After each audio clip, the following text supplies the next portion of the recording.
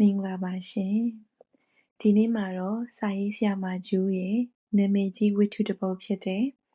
အမှတ်တရဆိုတဲ့ဝတ္ထုလေးကိုဖတ်ပြပေးခြင်းပါတယ်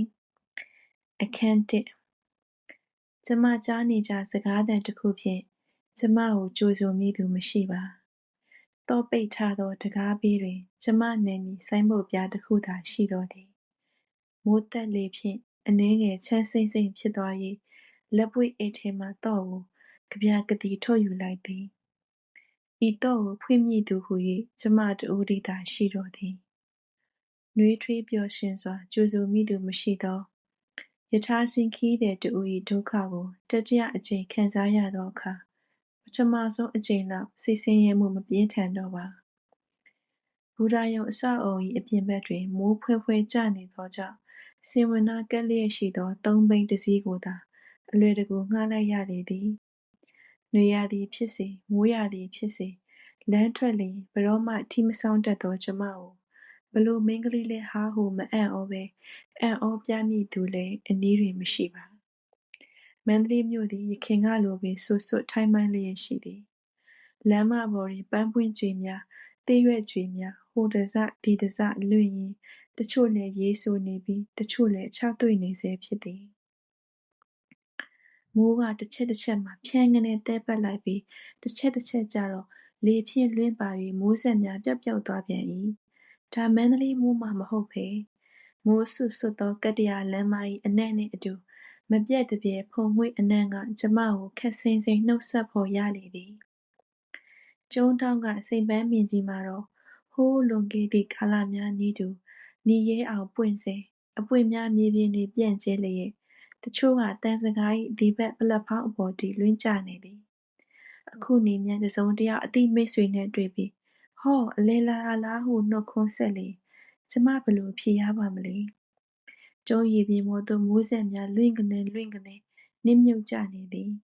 နန်းရှိကျုံးရည်ပြင်ဘက်တွင်သာတွေ့ရတတ်သောပန်းနုရောင်ကြာငုံပွင့်များကိုစတင်မြင်ရလျင်ကျမတို့နေအိမ်ကလေးသို့ရောက်လူပြီရင်းနှီးကြထနောင်းပင်များရေမော်ပင်တစ်တစ်ကွေ့ကွေ့ကလေးများကြာရွက်အစုံများနောက်ကြာဘူးငုံများကြာဝင့်များရင်းနှီးပြောင်းပေါင်ထိပ်တွင်ကျမဆင်းရပါသည်ကားရိုက်လိုက်သောအခါမှမိုးကဝေါကနေရွာချပစ်လိုက်တော့သည်မိမကလက်ဆွဲတစ်တာအသေးရတစ်ဖက်ပခုံး၌လွယ်ထားသောလက်ပွေအိတ်ကတစ်ဖက်မိုးရီထဲ၌ချက်ချင်းဆူရွှဲသွားသည်ဒါကတော့မန္တလေးမိုးအစ်စ်ပဲကားထွက်သွားသောအခါကျမမိုးရီထဲ၌ခဏကြံရစ်သည်စပိန်ကိုစီနှင့်ကျောင်းသူအရွယ်မိန်းကလေးတစ်ဖွဲ့ကကျမကိုနောက်ပြန်လှည့်ကြည့်သွားကြ၏မြောင်းပေါင်အတိုင်းခက်သက်သက်လျှောက်လန်းလာသောအခိုက်အတန့်၌ဆွတ်ဆွတ်သောကျမစပင်များတစ်ချက်တစ်ချက်လွင့်သွားသည်ဟောဟိုမှာတစ်သားတရားဖြူကလေးဤတရားကလေးကို1982ခုနှစ်တုန်းကကျမတို့နှစ်ယောက်ခင်းခဲ့သည်ဈေးအဖြူကိုတော့ကျမကိုယ်တိုင်တုပ်ခဲ့သည်ဤတရားကလေးသည်ကျမကိုမောက်ကိုစားကြိုဆိုသူဖြစ်လေသည်တရားပေါ်တွင်ရှိနေကြကလေးတစ်တိုက်မရှိပါကျမတယောက်တည်းရေဆိုရွှဲလျက်ဖြတ်တန်းလာရသည်ကြာဘူးကြာခိုင်ပြရေစီးကြောင်း၏တိုက်တွန်းမှုကြောင့်ရိမ့်နွဲ့နေကြသည်သူတို့ကိုကြည့်လျင်ကျမရင်ကယခုတိုင်နာကျင်ဆဲဖြစ်ပါသည်ခြံတကားသည်ပွင့်လျက်ရှိ၏ဘာပဲဖြစ်ဖြစ်ချိန်ချိန်မှာတော့အိမ်ရှင်အန်ဒီနှင့်ပဋိတန်တာရစကားများဆိုရအောင်မည်အိုးတယောက်တည်းလားဟုသာသူမနှုတ်ဆက်တဲ့အဟန်ရှိသည်ကံကောင်းထမှစွာအန်ဒီ၏အိမ်သည်ကျမတို့အိမ်ကလေးတစ်ဖက်မှရှိနေ၍ကျမခဏတော့ရှောင်နေလို့ရသည်ကြည်စမ်းမအောင်နှင်းစီရင်းများအတော်ရှည်ထွက်ကိုင်းလျက်ရှိပြီးတစ်ပင်နှစ်ပင်သုံးပင်အိုးဟိုဘက်ကနှစ်ပင်ကမိုးဆက်များအောက်တွင်ခြောက်သွေ့လျက်ရှိသည်အင်းလေကျမလက်နဲ့မထိရတာဘလောက်တောင်ကြာပြီလဲတစ်နှစ်နီးပါးရှိရောမည်ဒီလောက်ရှင်သန်နေသည်မှာပဲလေအန်တီ၏ကျေးဇူးပါပဲတစ်သားလှေကားသုံးတစ်ကိုတက်ပြီးသောအခါပြင်ကင်းကျမ်းမြင်ပေါ်ရောက်ချင်းမိုးဆက်မှလွတ်သွား၏တစဲမိမရေတို့စီးကြနေသည်ကြည်စမ်းမိုးရွာထဲမှာဘရော့မဆိုထီးမဆောင်ဘူးအမျက်ဆိုးရွှဲလို့မြန်ဝင်စမ်းပါကျမကြားနေကြစကားသံတစ်ခုဖြင့်ကျမကိုကြိုဆိုမိသူမရှိပါတော့ပိတ်ထားသောတကားဘေးတွင်ကျမနာမည်ဆိုင်းဘုတ်ပြားတစ်ခုသာရှိတော့သည်မိုးတက်လေဖြင့်အနှဲငယ်ချမ်းစိမ့်စိမ့်ဖြစ်သွား၍လက်ပွေးအိတ်ထဲမှတော့ကဗျာကတိထုတ်ယူလိုက်သည် ဤတော့ကိုဖွင့်မိသူဟူ၍ကျမတဦးတည်းသာရှိတော်သည်အိမ်ထဲသို့ဝင်လိုက်သောအခါထုံးစံအတိုင်းတစ်တော်သည်နှံ့ကတင်းမွေးလျက်ရှိသည်မောင်နီတူကျမလည်းအံ့ဩရလောက်အောင်ဤအိမ်ကလေးသည်တစ်တော်သည်နှင့်အမြဲတင်းမွေးနေလေသည်မောင်ပိတ်သောဧကန်းကိုစံတဝါဝါဖြစ်မနေပဲနေသားတကျကျမလျှောက်သွားနိုင်၏ကျမတို့ဧကန်းမှာစပွဲကလပ်ထိုင်မရှိပါဟောဒီဘက်မှာတောက်ရည်အိုးစဉ်ဒီဘက်ကထောင်ထားသောတင်ပြူးပြလိမ့်နှစ်ခုကျမမှတ်မိနေသည်နယံတစ်ဖက်သို့လျှောက်သွားပြီးမိခလုတ်ကိုဆွဲချလိုက်သည်လင်းလက်သွားသောဖန်မီးချောင်းမီးရောင်အောက်တွင်နယံကက်ကြည့်မှန်ထဲ၌စိုးကပ်နေသောသပင်များနှင့်မျောလင်းချက်ကင်းမဲ့နေသောမျက်နှာတစ်ခုကိုရုတ်ချီးတွေ့ရသည်ဤလက်ဆွဲတစ်တာကိုကျမ်းမြင့်မောသို့အသာအရာချလိုက်ပြီးအိမ်၏ဧကန်းတစ်လျှောက်ဟိုသည်စူးစမ်းကြည့်သည်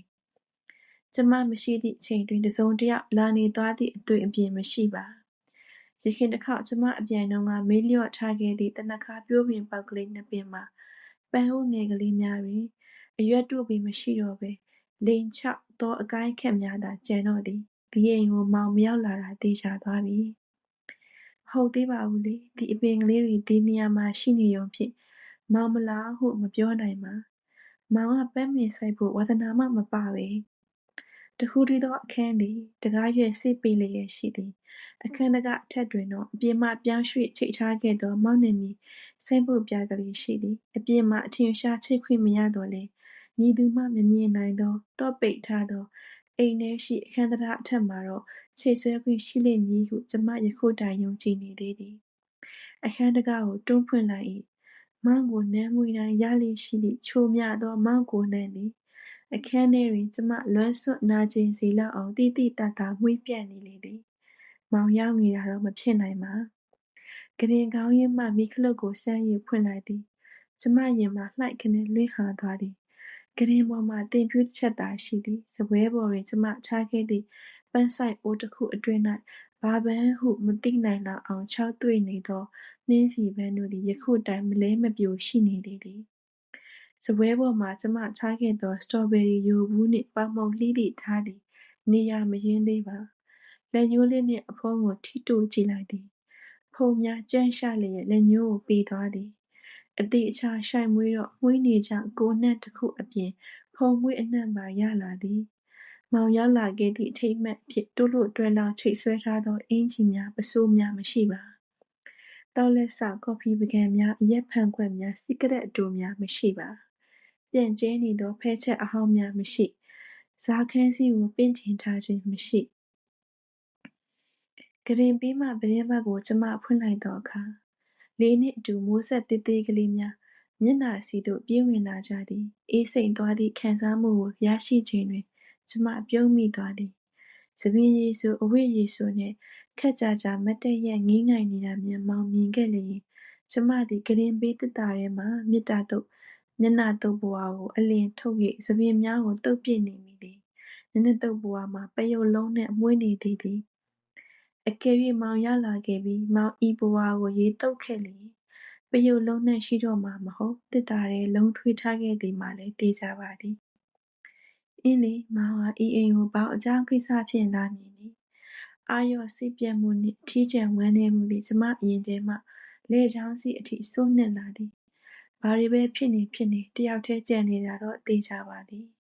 လက်ဆွဲတစ်တာကိုပြန်ယူ၍ရေစွအဝတ်အများကိုလဲသည့်အခါလဲတစ်စုံတစ်ခုလိုအပ်နေသလိုခံစားရသည်